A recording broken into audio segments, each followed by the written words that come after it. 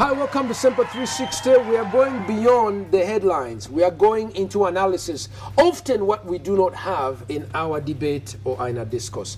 I'm discussing the issue of ICC, the International Criminal Court, that dismissed charges against President Uhuru Kenyatta. This is after many months of gruesome, sometimes humiliating experiences where he has been subjected to suspicion, defamation, and accusations all over. And we're analyzing this issue. Should Kenyans really celebrate, or should they just file papers of defamation saying the collateral damage against us has been incredulous? Secondly, is the ICC a useful tool for justice, or is it actually in the service of the colonialists? This, we're getting beneath the layers of what comes on, and we're analyzing this issue. I'm talking to Andrew Irumba Katushabe. He's a Pan-Africanist who hosts the Pan-African live debate at Fairway Hotel. He's a managing director, Jai Industries, client relations manager, Red Paper Publication. I'm also talking to Mr. Joram Bintamanya Apuli, who wants to get rid of his first name. Hopefully he can change his mind before we are done. He's a district councillor, South Division, Fort Portal, member of the FDC NEC, leader of opposition, Kabarore District Council. And Joram is thinking that ICC must stay. Andrew is saying ICC must go. I'm sort of leaning one side, but let's get back to the issues over here. Should we now look in the face and ask Bensouda, did you fail getting witnesses, or Bensouda, you owe Africa an apology? What do you want to say? I think ICC itself possibly should really confess that it was very, very competent on this case. Competent or incompetent? Incompetent. Because I don't see why you should prosecute someone when you have no evidence, when you are not sure of the witnesses. They must be safe enough.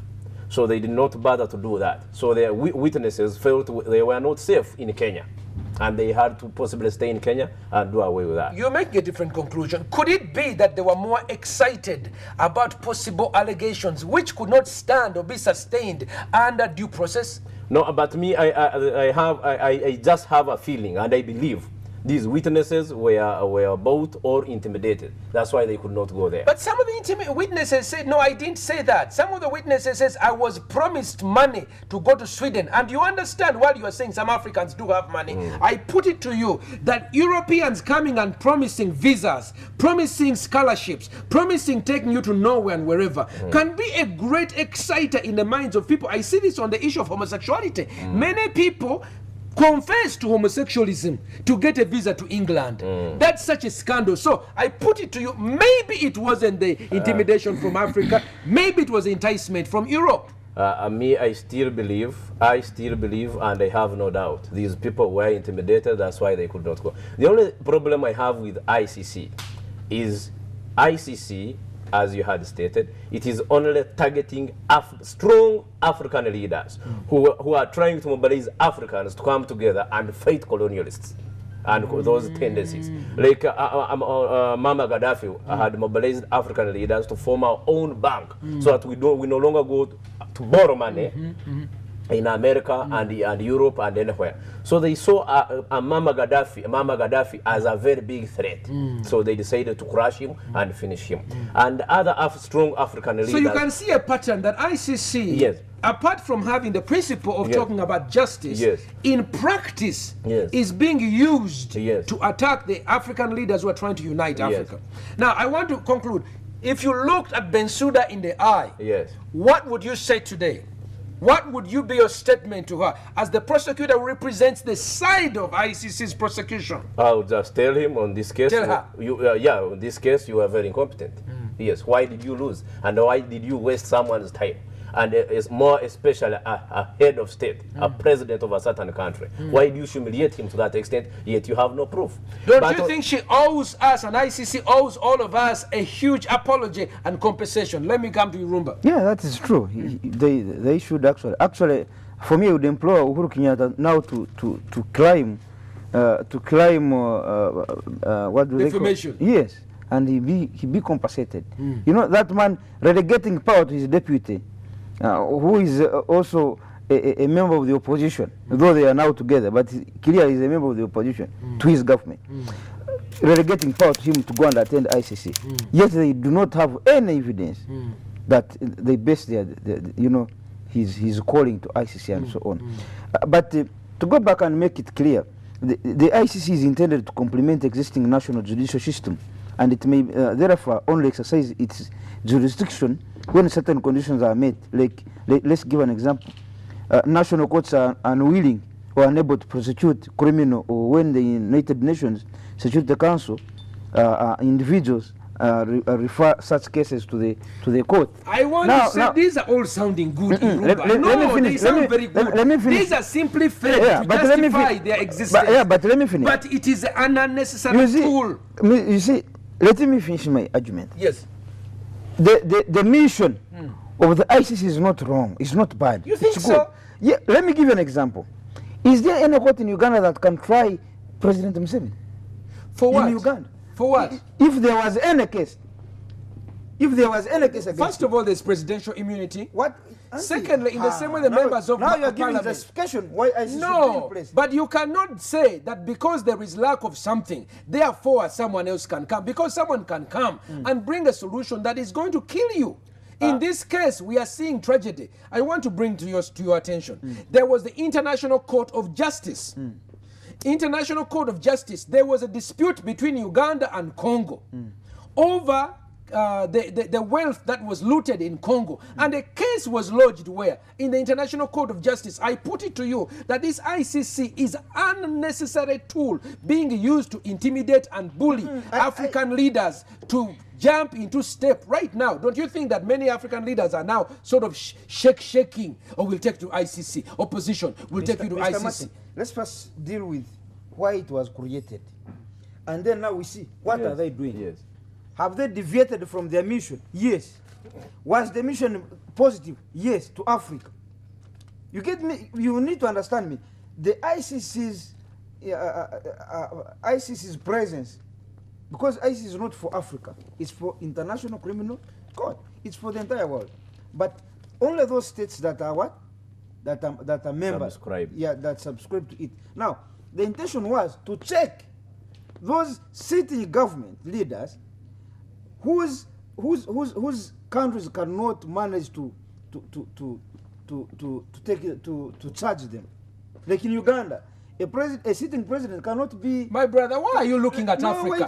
Why don't we charge Europe for crimes against humanity? Wait a minute. What about what happened in Kenya, the genocide? You need to allow me for to me, finish I my point. agree with you. I agree with the principle. You need to allow me to that finish my I point. agree with the principle that we need a justice system. That is fine. But this justice system is hybridized only to focus Where is on Africa. Milosevic was charged. Slobodan Milosevic. Yes. But you need. But He was not in the pocket of European. for the Why benefit- doesn't the Queen, Mr. Queen Martin. of England, President Mr. of Martin. France, President of England, Europe, even America is not party to this Yeah, it ICC? is. But Mr. Martin, for the benefit of our listeners, our viewers, you need to allow me to finish my point. I'm saying the mission of ICC was to ensure that even he who is in power and your country is not able to take you on in terms of taking you to court and so on, there is another court that can actually check you out. So that's why we are saying, for example, in Uganda, you cannot take a sitting president to court. It might be so hard for any general in this government to be taken to court. That's when the ICC comes and says, no, there are these crimes against humanity. You get it? Crimes against humanity. You must be tried. How do you prove them? And now that is the work of ICC. They know better. No, it is a But- fantasy. but this now- is a fantasy. But let me Lumba. finish my point. But now, what have they done with the ICC? Okay. They are now misusing it to its hand African leaders. And those that they perceive to be strong leaders. Gaddafi was a uniting factor in Africa. They had to get rid of him. Saddam Gbagbo. Hussein, Bagbo, and so on. They had to get rid of them so that they leave us vulnerable. They leave Africa vulnerable to them. Today, the only strong leader that can now stand and speak against ISIS has remained President Museveni. He's the one who can say, I think you have derailed from the mission. Others are quiet. You get the point?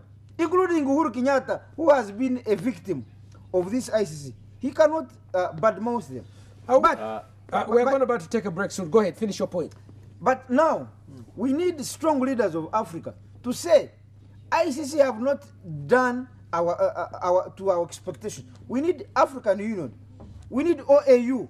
OAU that can also take over from ICC in Africa to ensure that we take charge of our matters. African Union should be able to be as strong as ICC, even more than ICC, on African leaders. Even if you are sitting president, even if you left power a long time ago, as long as there are crimes against humanity, they are just, you must go and answer. But now, the problem is that we are giving credibility to ICC because OAU and AU are weak.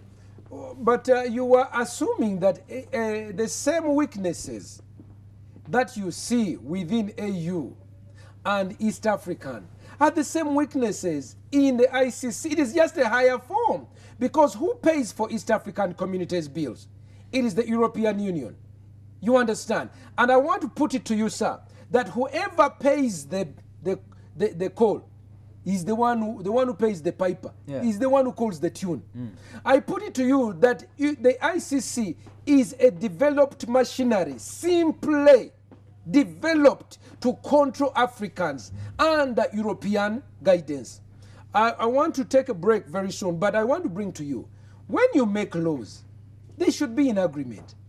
For example, let's bring the issue of homosexuality, because now on the issue of politics, it's a place where they have started and there is natural differences because of multi-party, and I'd like even to assess that unnecessary divisions. But I want to put it to you, the next phase of ICC is sex crimes. Are you aware that ICC has indicted me, or they have charged me and others, and so they are preparing? I'm sitting with an indicted person. Yes.